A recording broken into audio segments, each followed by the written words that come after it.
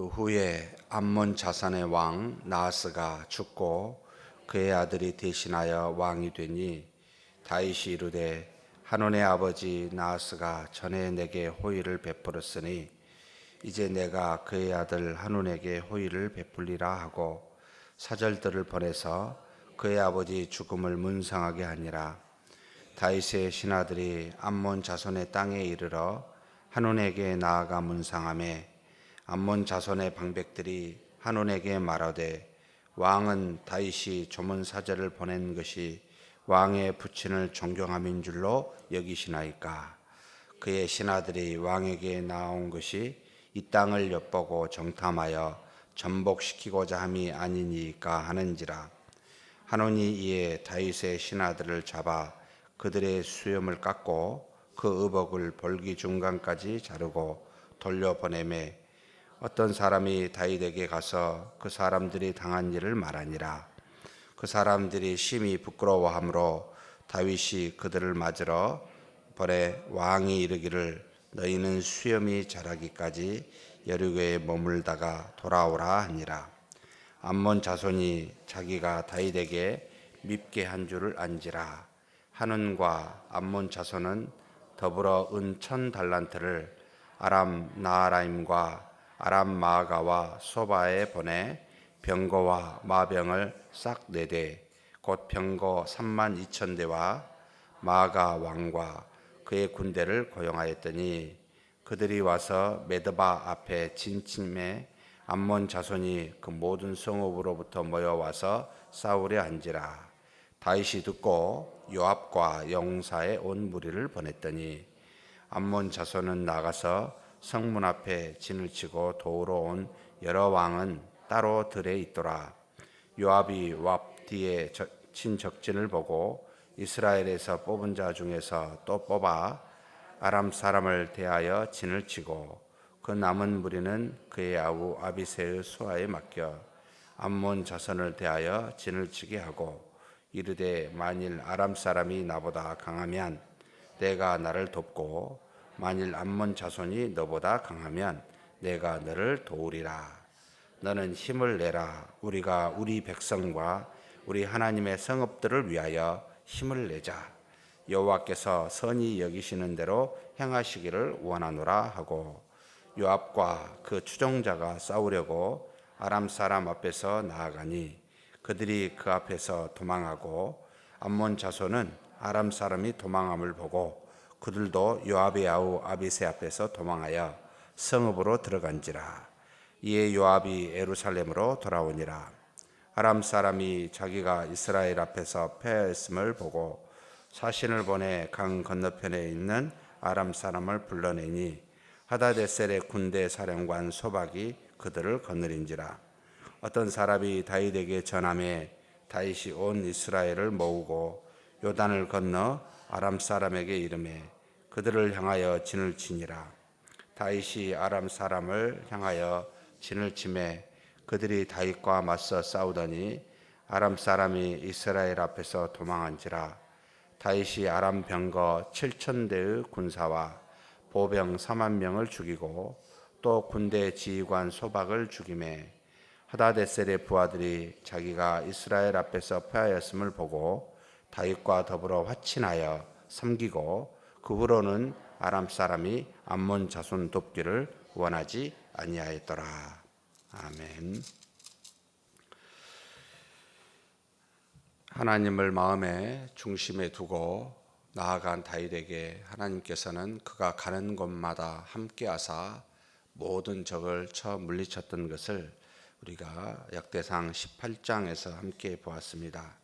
가는 곳마다 모든 주변의 6개의 민족의 대적들을 하나 빠짐없이 전부 다 굴복하였던 다윗이었습니다.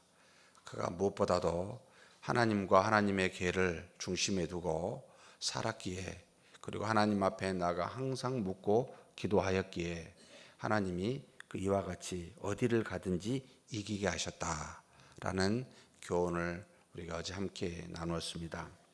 자, 그러한 다윗에게 모든 일들이 순조롭게만 가는 것은 아니다라는 것을 오늘 우리가 읽은 본문 19장에서 나타나게 됩니다. 주변의 대적이 한번 물리쳐서 그들이 죽었고 또 당했다 해서 가만히 있는 것이 아니라 반드시 배반하여 다시 원수로 드러난다는 것도 우리가 좀 기억했으면 좋겠습니다. 여기 보니까 암몬 자손의 왕 나하스가 죽고 그의 아들 한운이 대신하여 왕이 되었다.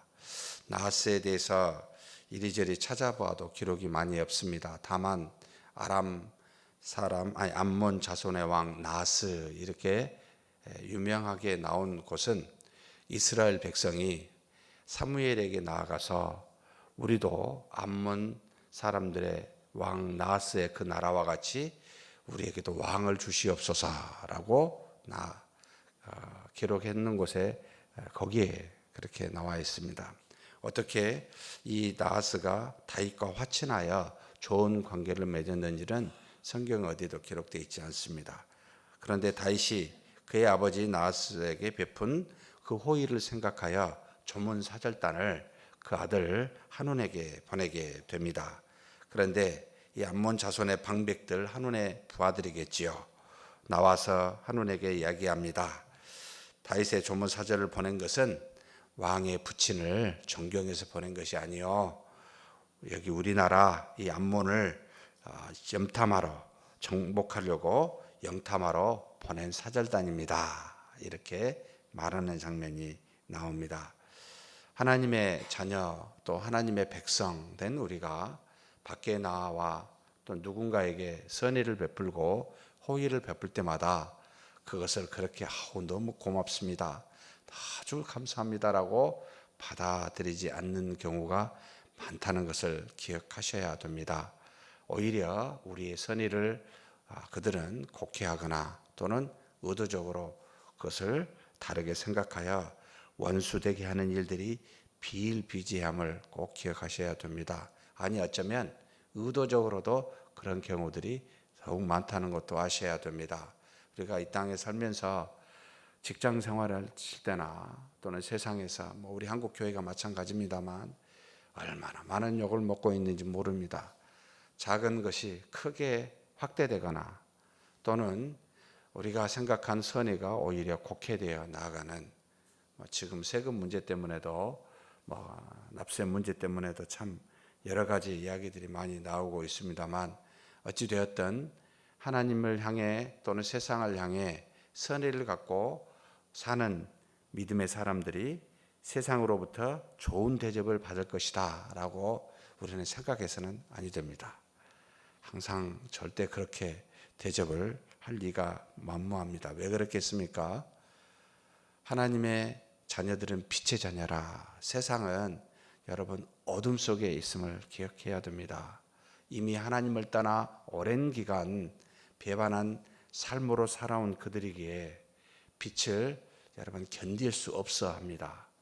그래서 항상 우리가 가는 길은 여러분 배반에 또는 어떤 호의를 거절당하는 그런 원수들의 삶에서 항상 같이 있음을 기억해야 됩니다.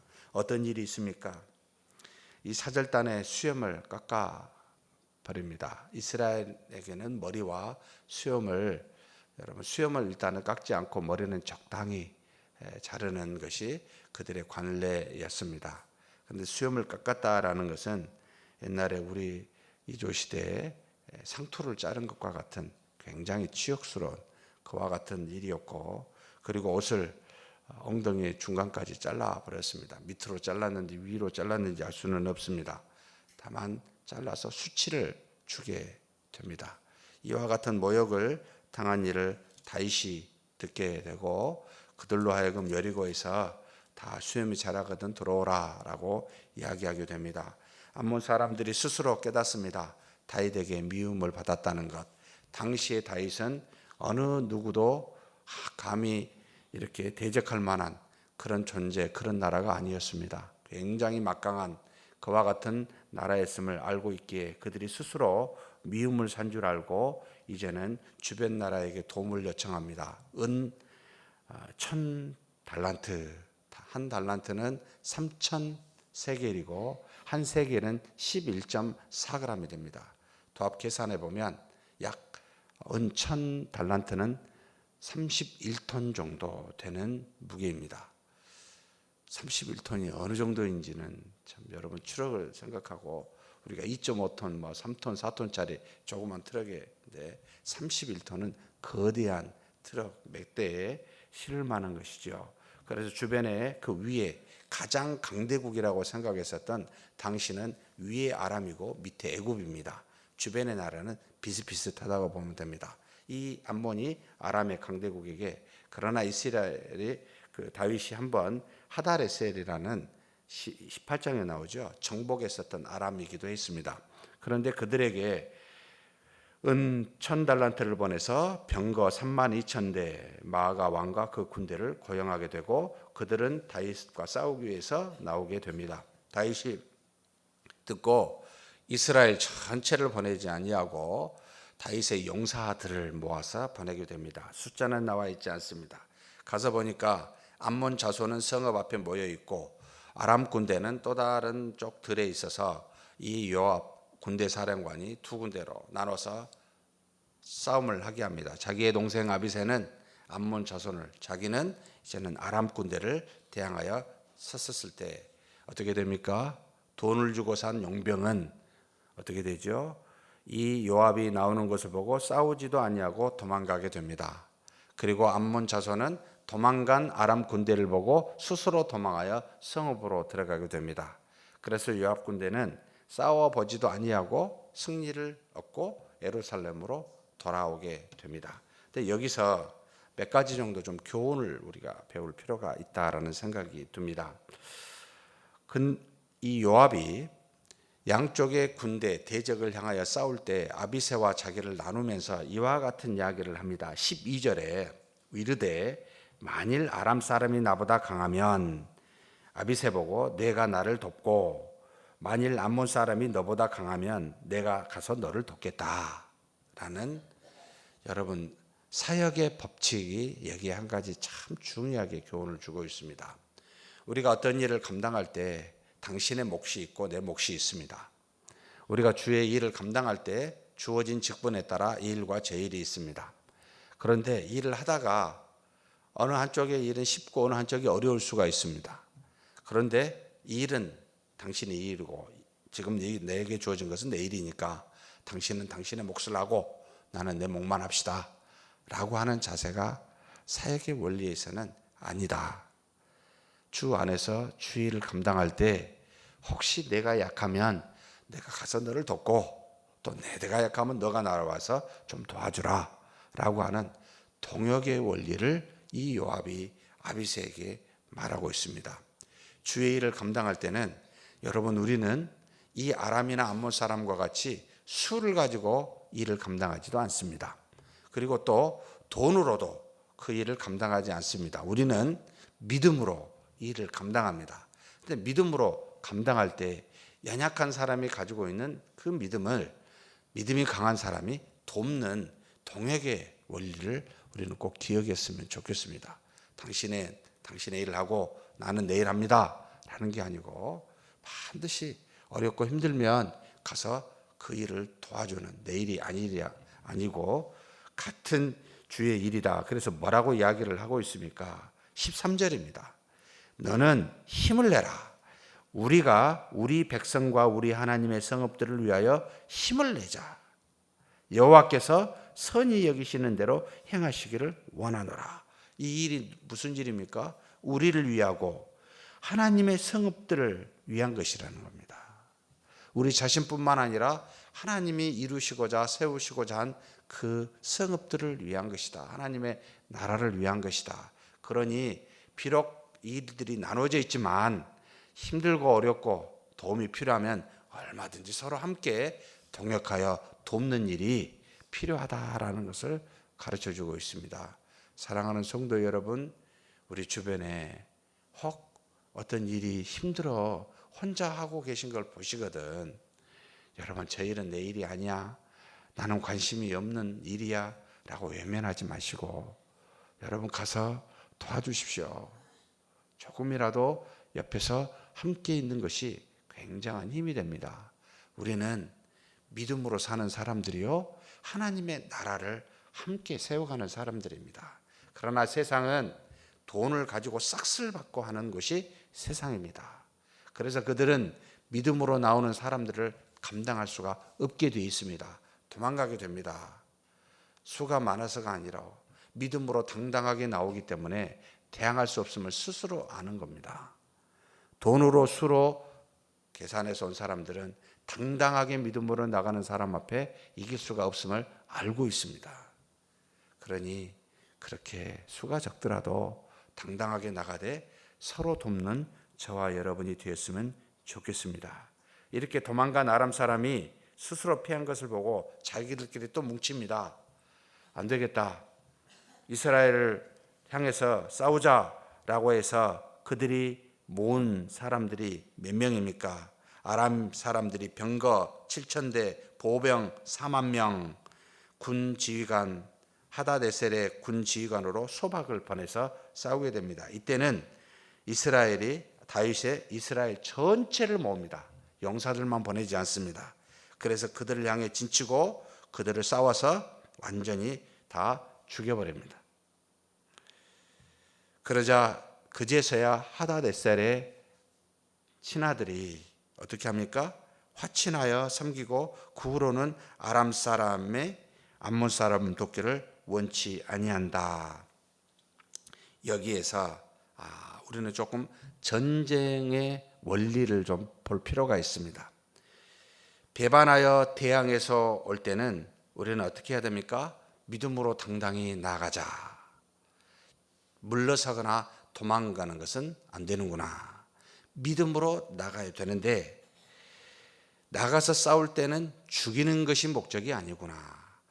여러분, 암몬 사람과 아람 사람이 도망갈 때 요압이 쫓아가서 진멸하지 않습니다. 그냥 예루살렘으로 돌아옵니다. 그들의 목적은 배반을 물리치고 다시 그들을 더 이상 돌아오지 않도록 죽이는 것이 목적이 아니라 우리는 그들의 대항을 막는 것이 목적이다.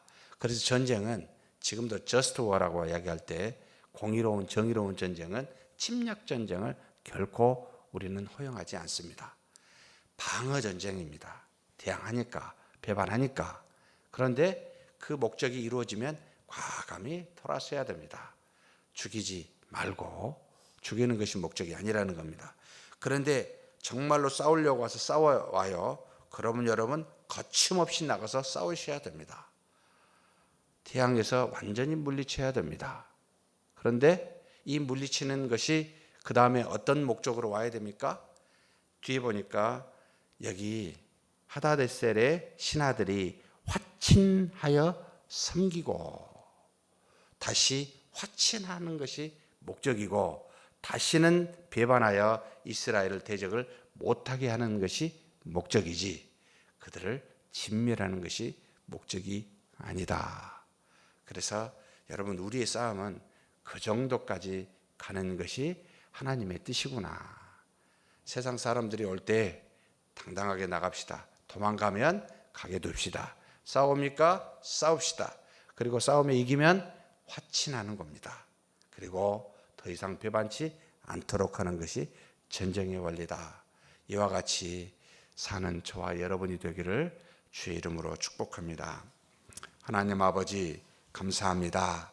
우리를 통하여 하나님의 능력이 나타나고 가는 곳마다 이기게 하지만 세상은 반드시 우리를 배반하여 화친을 깨고 대항하는 원수들이 있음을 우리가 기억합니다. 그때마다 하나님 뒤로 물러서지 아니하고 우리를 대항하여 나오는 적들에게 당당히 믿음으로 가게 하여 주시되 서로가 서로를 돕는 연약한 자를 강한 자가 돕는 동역의 원리를 따라 그 일들을 감당케 하여 주옵소서. 그러나 저기 도망하거든 하나님 가서 죽이지 아니하고 돌아오게 하여 주시되 우리를 향하여 싸우려 오거든 당당하게 가서 물리쳐서 화친하고 이제는 다시는 배반치 아니하도록 우리가 그와 같은 믿음으로 살아가게 하여 주시옵소서. 우리 주님 예수님의 이름으로 기도하옵나이다. 아멘.